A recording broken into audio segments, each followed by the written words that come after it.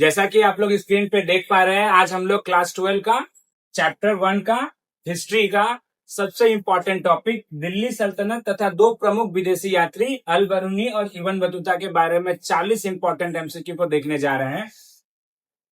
इसमें से सबसे पहला सवाल क्या है बाबू?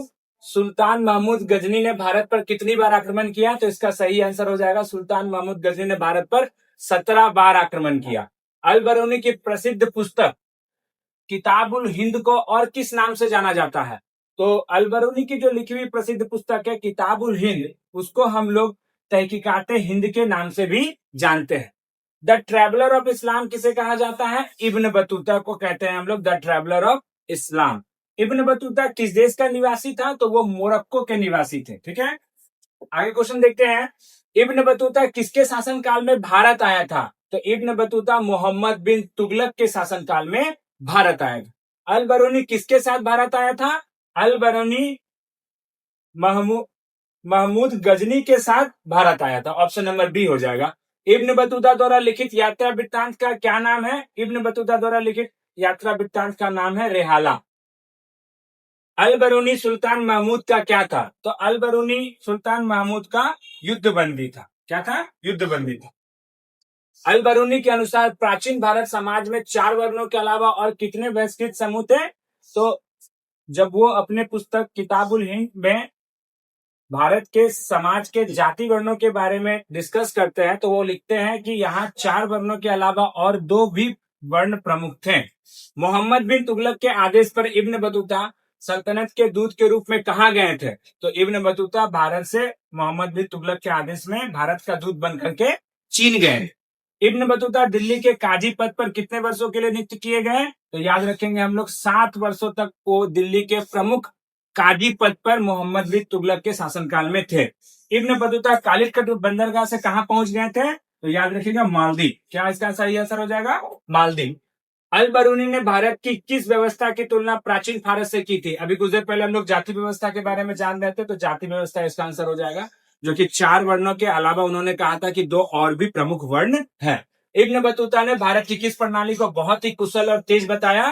तो देखिए सर, अगर कुशल बोलेगा तो कुशल है, तो इब्न बतूता के अनुसार उनका कहना है कि न्याय प्रणाली और कर प्रणाली भारत की बहुत अच्छी कुशल है, लेकिन जब कुशल के साथ अगर तेज आ जाए, तेज, तो इसका सही आंसर हो जाएगा डाक प्रणाली। ठीक है, डाक प्रणाली भारत की बहुत ही ज्यादा कुशल और तेज बताया गया है इब्न बतूता के द्वारा।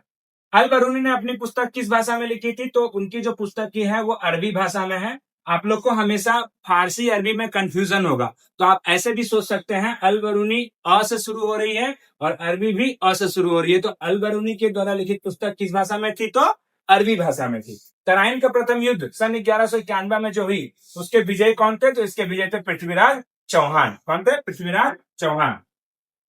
कुतुब मीनार का पूरा निर्माण किसने कराया? कुतुब मीनार जो कि दिल्ली में है, उसका शुरुआती निर्माण कुतुबुद्दीन ऐबक कराते हैं, परंतु निर्माण काल संपन्न होने के पहले ही उनकी मृत्यु हो जाती है, तो फिर उनका दामाद इल्तुतमिश कुतुब मीनार का पूरा निर्माण कराते हैं। अगर पूर्ण निर्माण की बात की जाए तो इसका सही आंसर होगा इल्तुतमिश।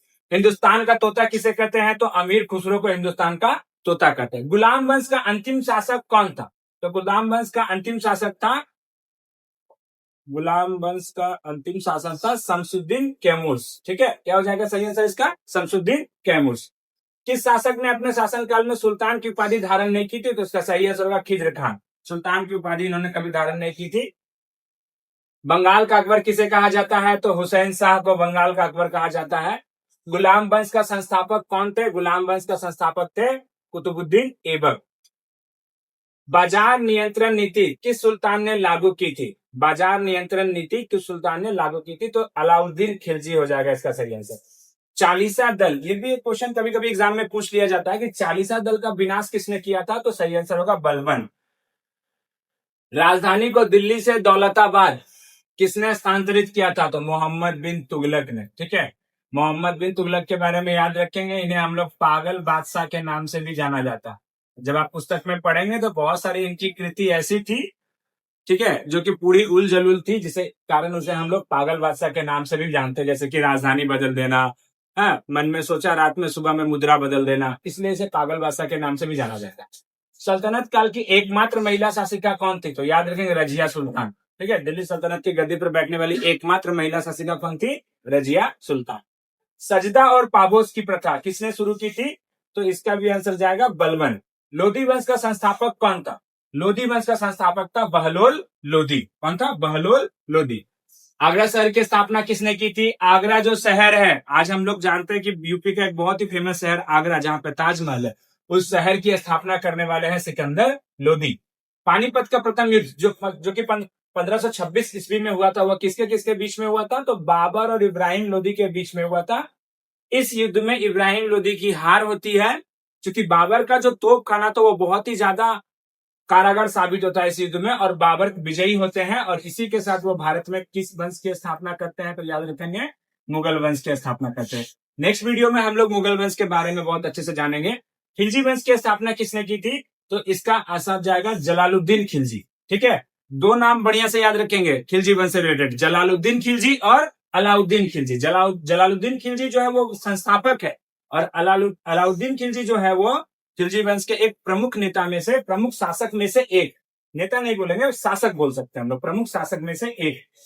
सल्तनत काल में दीवाने खैरात किसने बनाया था? तो फिरोज शाह तुगलक ने दीवाने खैरात अर्थात दान विभाग बनाया था, जो कि प्रजा में मान लीजिए कोई विधवा हो, या मान लीजिए जिसके घर में कोई ना हो, या सैनिक हो, हाँ, जिसके घर में सैनिक मारा गया, मतलब दान विभाग था गरीबों को सहारा देने के लिए। ठीक है, ये इनका एक अच्छी कृति में से एक है। सल्तनत काल का अंतिम वंश कौन सा था? सल्तनत काल का अंतिम वंश था लोधी वंश। अभी बता रहे थे हम लोग, लोधी वंश के सबसे अंतिम राजा इब्राहिम लोधी को बाबर ने पानीपत के प्रथम युद्ध में हरा करके अपना वंश मुगल वंश की स्थापना की, और मुगल वंश की स्थापना के साथ साथ दिल्ली सल्तनत काल समाप्त हो जाता है। तारीख फिरोज शाही के लेखक कौन है? तो जियाउद्दीन बर्नी इसका सही आंसर हो जाएगा। तारीख फिरोज शाही के लेखक है जियाउद्दीन बर्नी। किस सुल्तान को पागल सुल्तान देखो आ गया ना, पागल बादशाह, पागल सुल्तान या विरोधाभासों का मिश्रण कहा जाता है? तो मोहम्मद बिन तुगलक जाएगा इसका सही आंसर। सल्तनत काल में मुख्य न्यायाधीश को क्या कहा जाता था? तो मुख्य न्यायाधीश को कहा जाता था काजी उल कुजात। सल्तनत काल में मुख्य न्यायाधीश को कहते थे हम लोग काजी उल कुजात। हम लोग काजी भी याद रखेंगे तो समझ में आ जाएगा कि काजी को मुख्य न्यायाधीश कहते थे। ब्राह्मणों पर जजिया कर लगाने वाला पहला सुल्तान कौन था? तो फिरोज शाह तुगलक। ब्राह्मणों पर जजिया कर लगाने वाला पहला सुल्तान था फिरोज शाह तुगलक। ठीक है, फिर बाद में अकबर ने उसको मुगल वंश के टाइम में अकबर जो है जजिया कर समाप्त करता, फिर औरंगजेब फिर से जजिया कर लगाता। तीन क्वेश्चन बनता है बाबू, जजिया कर लगाने वाला पहला सुल्तान ब्राह्मणों पर फिरोज शाह तुगलक, जजिया कर समाप्त करने वाले शासक अकबर, और जजिया कर को पुनः स्थापना करने वाले संस्थापक कौन थे? तो जजिया कर को पुनः लाने वाले औरंगजेब। पुनः बोलेगा तब। लाख बख्श या लाखों का दाल देने वाला किसे कहते हैं? कुतुबुद्दीन ऐबक को। तराइन का द्वितीय युद्ध कब हुआ था? सन 1192 में, याद रखेंगे। लास्ट क्वेश्चन को देखेंगे। 40वां प्रश्न क्या है? दिल्ली सल्तनत का वास्तविक संस्थापक किसे माना जाता है?